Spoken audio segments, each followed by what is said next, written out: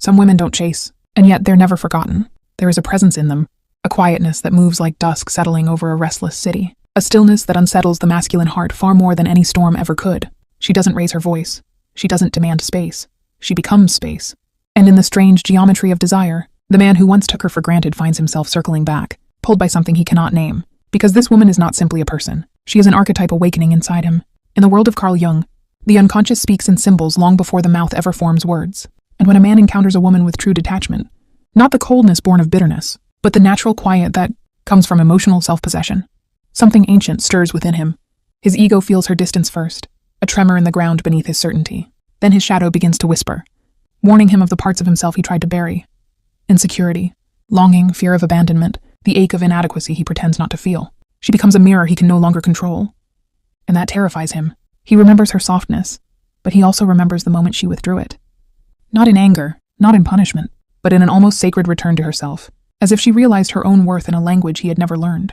Her silence becomes a cathedral he's afraid to enter, because he knows that inside it he will meet his own reflection. Exposed, unguarded, unmasked, this is the first turning point. The moment he realizes she is no longer animated by his presence. Her attention is no longer a currency he can manipulate. Her energy is no longer a rope he can tug on when he feels lonely, and that loss unsettles him.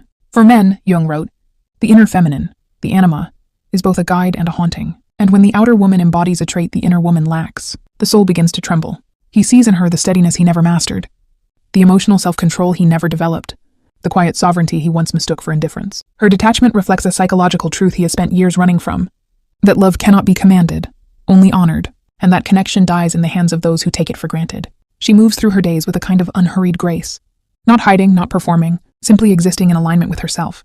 And he feels it, that shift in her gravity. Her presence no longer pulls downward into need or upward into hope. It expands outward like sunrise. She is no longer orbiting him. She is orbiting herself. And suddenly, he becomes the one who watches. He becomes the one who waits. He becomes the one wondering where her attention has gone.